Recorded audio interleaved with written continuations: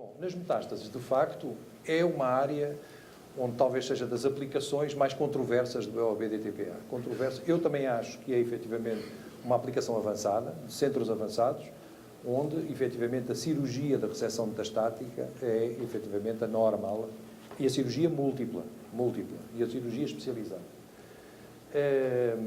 Bom, portanto, nós sabemos que, efetivamente, eu gosto de falar essencialmente das neoplasias, da neoplasia coloretal, que eu acho que é a mais importante em termos de reseção de metástases, do que estar aqui tu cura a falar das metástases todas. Portanto, eu estou-me a cingir às metástases do carcinoma coloretal. Efetivamente, portanto, é o principal determinante da sobrevida efetivamente, é frequente e as ressecções iterativas do fígado fazem sentido. Hoje, de facto, há muita coisa que mudou na parte cirúrgica, não é? Muita coisa. Bom, alguma vem da nossa parte, como o aumento da anatomia e da fisiologia do fígado, mas outra vem da parte cirúrgica, os controlos vasculares, a ecografia perioperatória, o que faz com que a mortalidade da cirurgia hepática seja reduzidíssima. Portanto, vale a pena investir nestes doentes e, efetivamente, operá-los. Bom, portanto, para nós vamos precisar de manipulações técnicas volumétricas e de perceber também o que é que se passa nos fígados que foram submetidos à quimioterapia. Porque a complexidade dos tratamentos é cada vez maior e há uma necessidade para hepatectomias maior. Vocês estão familiarizados com esta cirurgia, também se faz aqui o ALPS, não é? O ALPS também é uma cirurgia só feita em boas mãos, caso contrário, isto arrisca-se a ficar próximo da desgraça. O doente tem que ser operado 2 vezes, é para as metástases bilobulares, como se vê aqui, portanto, o doente tem metástases à direita, metástases à esquerda, faz uma limpeza das metástases à esquerda, embolização portal, no primeiro tempo, do fígado direito que tem as metástases, depois fecha-se o doente, espera-se X tempo para haver uma hipertrofia do fígado restante, o fígado esquerdo que não é suficiente para manter a função hepatocelular, e então, no segundo tempo, é que se procede à hepatectomia direita. Portanto, é assim que funciona este tipo de cirurgia, como veem, extremamente pesada, mas com bons resultados e que permite recuperar um certo número de doentes que até aqui não eram recuperáveis, que eram os que tinham as metástases bilobulares. Entre isto pode haver, enfim, mais ou menos quimioterapia, se bem que a quimioterapia aqui é um fator perturbante por causa da síndrome da obstrução sinusoidal e dos blue livers, o fígado azul, que vai provocar. Este é o aspecto de um fígado de ALPS, já após aqui o acrónimo de ALPS, portanto, o que é que quer dizer? Stage da hepatectomia, portanto, em 2 fases, portanto, este é o aspecto assim um bocadinho feio do fígado, não é? Com a linha de reseção aqui perfeitamente já esclarecida, com o dreno aqui a meio, portanto, isto é antes, obviamente, da segunda reseção, neste doente tinha metástases bilobulares. Portanto, o problema, é agora falando um bocadinho do EOB-DTPA, quais são, digamos assim, como é que nós reconhecemos as metástases, portanto, os 2 aspectos morfológicos e funcionais obviamente, que não vou entrar nisto, que é relativamente simples e do conhecimento de todos estes aspectos, vários, com calcificações, sem calcificações, o aspecto em alvo, não o aspecto em alvo, zonas hipointensas centrais. Bom, isso é menos relevante. Importa só considerar que, no caso das metástases coloretais, elas são hipovasculares, portanto, são relativamente simples de avaliar, sobretudo por ressonância magnética, e é aqui que o contraste hepatoespecífico pode ou não fazer alguma diferença. Em primeiro lugar, quanto à caracterização das lesões metastáticas, eu acho que o EOB-DTPA não tem papel rigorosamente nenhum. Portanto, não vale a pena administrar EOB-DTPA por esse motivo. Há até quem descreva nas metástases um aspecto em alvo, é o tal aspecto em alvo devido à captação periférica, como já tive a oportunidade de referir. Portanto, o aspecto é este, enfim, a única coisa que vemos é uma melhor discriminação das margens da lesão relativamente ao parênquima normal. Pronto.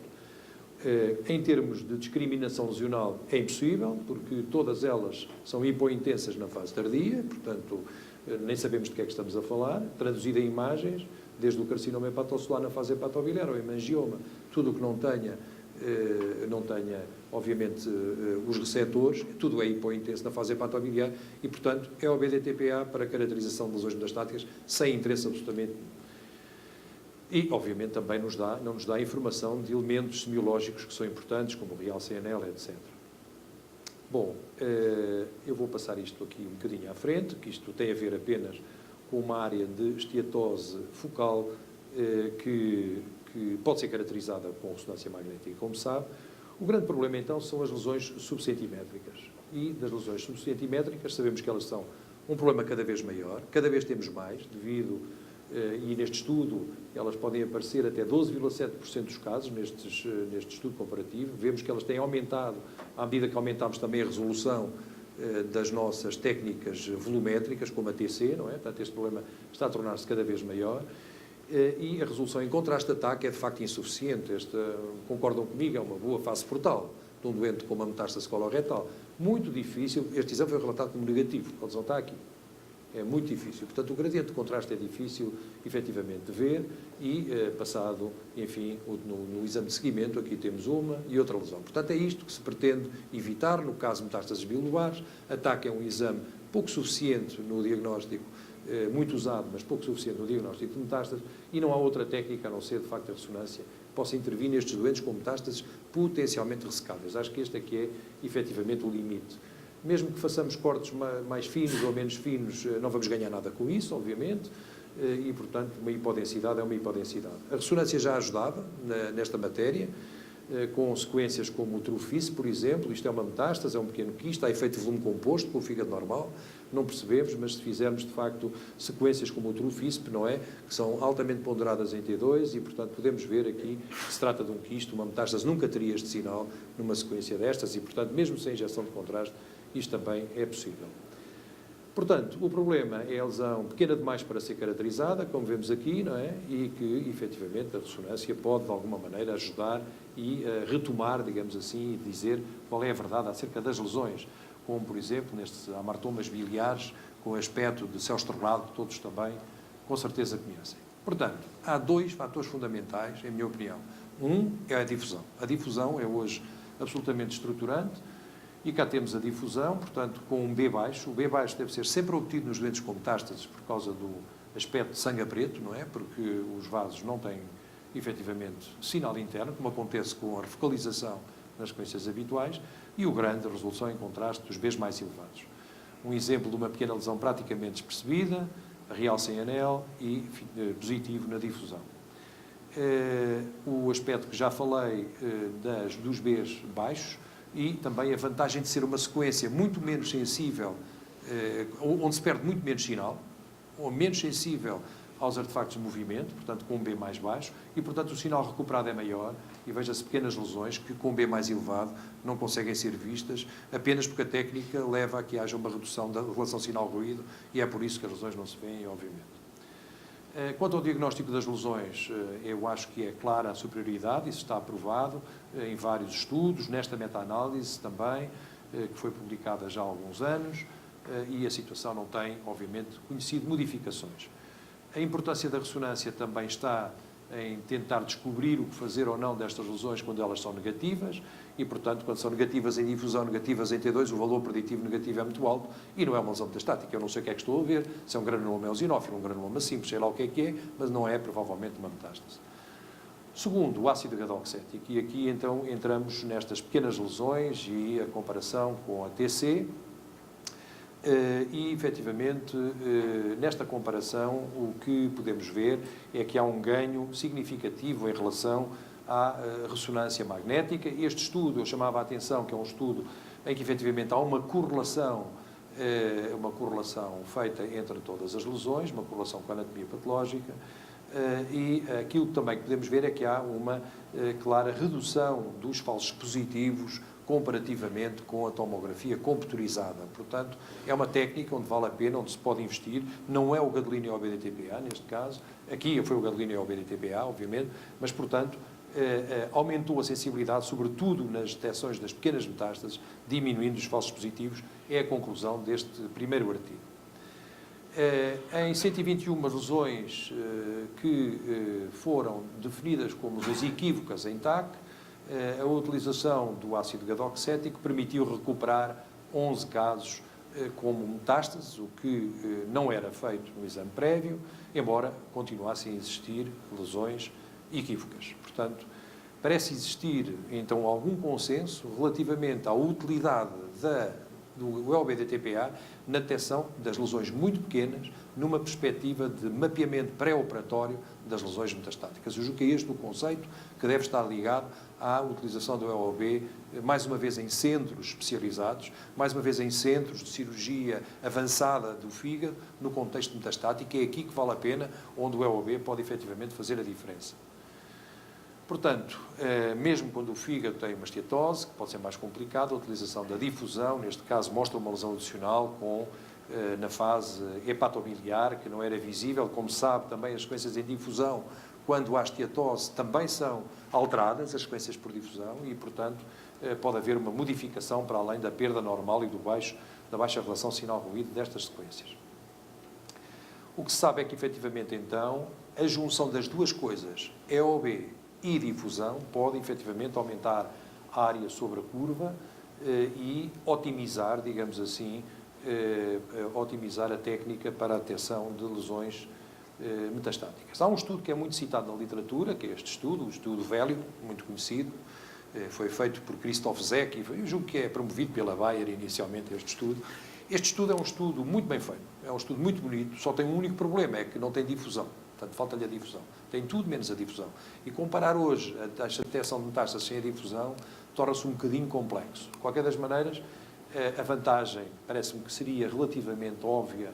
É um estudo randomizado, multicêntrico, mas compara a ressonância convencional com o TC no estadiamento das lesões metastáticas e o aporte, digamos assim, do produto de contraste do ácido gadoxético, que detectou aqui 17% a mais das lesões comparativamente ao resto do estudo. Portanto, a ideia é, de base, detecta mais lesões, mas não foi feito o estudo comparativo com a difusão, e hoje não ter essa informação a bordo é um bocadinho complicado. Há um estudo muito interessante, publicado este ano, do grupo da professora Valérie Villegrand, em que mostra que a sensibilidade, com os intervalos de confiança de 95% para o ácido gadoxético, portanto, aumentam. A curva encosta-se à direita, digamos assim, em todas estas séries que foram estudadas. Traduzido isto num gráfico, para 3.854 metástases, com um tamanho médio de 19 milímetros, temos aqui a comparação dos dois isolados e da combinação com a difusão e o ácido gadoxético. Portanto, há, efetivamente, uma melhoria da capacidade diagnóstica utilizando a difusão e o ácido gadoxético nesta enorme amostra de 3.800 e tal doentes, de um grupo altamente qualificado que produziu esta meta-análise relativamente recente. Portanto, parece que, de alguma maneira, o EOB-DTPA, mais uma vez, é um produto, digamos assim, muito especializado. Tem uma função. A função é o mapeamento pré-operatório. Isso tem a ver também muito com uma outra coisa, é que há cirurgiões, e hoje em dia não sei qual é o caso no Brasil, quem é que faz a ecografia pré-operatória aqui? São cirurgiões ou radiologistas? Radiologistas, cirurgiões.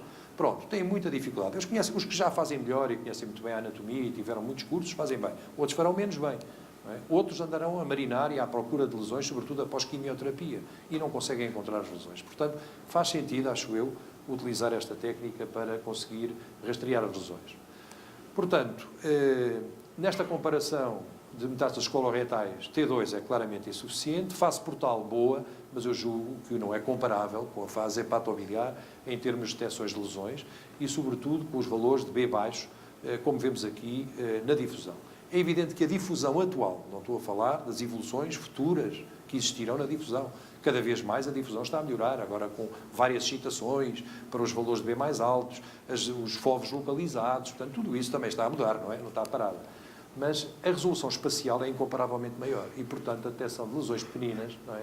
É também ela muito melhor com a utilização da fase tardia do produto de contraste hepatoespecífico. Sendo certo que não estamos a caracterizar, estamos a detectar lesões hipointensas. A difusão detecta e caracteriza.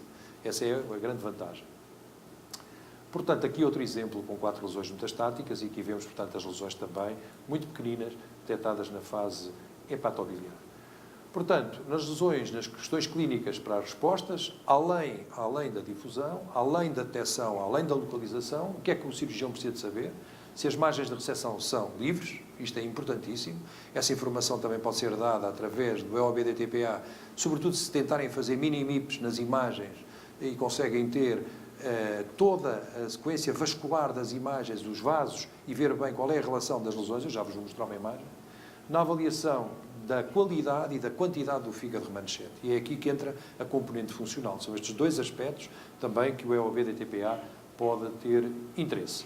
Quanto à margem que estava a falar, o que se sabe é que se a margem for inferior a 1 milímetro, a sobrevida livre da doença é bastante pior quando as margens são maiores. Portanto, o que temos que assegurar é que a margem da lesão ao vaso mais próximo, efetivamente, é superior ou no mínimo 1 milímetro. Não sei se toda a gente faz isso, mas isto é importante.